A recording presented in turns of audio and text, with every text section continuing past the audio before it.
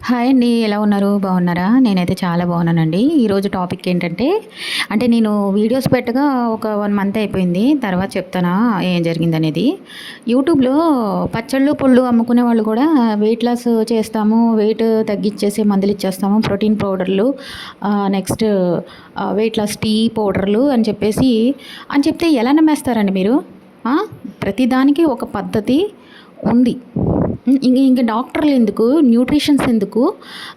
ఎందుకు? అంత చదువుకుని వాళ్ళు అంత పెద్ద పెద్ద హాస్పిటల్స్ పెట్టుకొని ఆహ్, మనకంటూ మన ఆరోగ్యం కోసం సర్జరీలు చేసుకుంటూ కాదు అసలు ఎలా నమ్ముతారు ఫస్ట్ ఆఫ్ ఆల్? ఆ! కొంచెం ఆలోచించండి. పిల్లల్ని, మన ఫ్యామిలీని రిస్క్‌లో పెట్టకూడదు. ఎందుకంటే వాళ్ళు సర్జరీ చేయించుకొని, కొవ్వు కోయించుకొని, లేదంటే వెయిట్ తగ్గడానికి ఇంజెక్షన్స్ అవి తీసుకొని లేదా మెడిసిన్స్ తీసుకొని లైపోథెరపీ ఐడియా ఉండుంటుంది కదా అందరికీ. అలాంటి ఆపరేషన్స్ ఉంటాయి.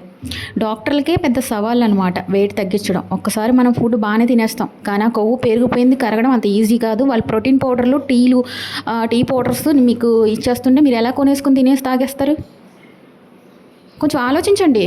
ఇంకెందుకు డాక్టర్లు ఉన్నది అంతంత చదువుకుని అంత పెద్ద హాస్పిటల్లో పెట్టుకొని పచ్చళ్ళు పళ్ళు అమ్ముకునే వాళ్ళంతా కూడా ఈ వ్యాపారాలు చేసేస్తూ ఉంటే వాళ్ళు తగ్గారు కదా అని చెప్పేసి ఎలా నమ్మేసుకొనేసుకుంటారండి?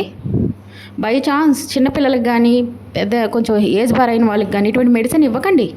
అది ప్రోటీన్ పౌడరో ఇంకేంటో. అందరూ ఆరోగ్యాలు ఒకలా ఉండదు కదా. హెల్త్ అందరిది ఒకటి ఉండదు. డిఫరెంట్గా ఉంటాయి. వ్యక్తుల ఆలోచనలు ఎలా ఉంటాయో, మనుషులు చూడటానికి ఎలా డిఫరెంట్గా ఉంటారో ఆరోగ్యం కూడా సేమ్ ఒకలా ఉండదు. కొంచెం ఆలోచించండి. ఏది పడితే అది వాడకండి. వాళ్ళు తగ్గారంటే వాళ్ళు చాలా కష్టం చేసి వాళ్ళు ఆపరేషన్ చేయించుకునో మెడిసిన్ వేసుకునో తగ్గుంటారు. అంత ఈజీ కాదు. ఒళ్ళు ఒక్కసారి బలిసిపోయిన ఒళ్ళు తగ్గాలంటే కూడా నోట్లో కుక్కుకున్నంత ఈజీ కాదు కొవ్వు కరగాలంటే. పైగా ఒకటి అంత టైట్గా వాళ్ళు అంత అందంగా కనపడేలాగా వాడచ్చు. కెమెరా ట్రిక్స్ ఎన్నో ఉన్నాయి, మరి ఆలోచించుకోండి.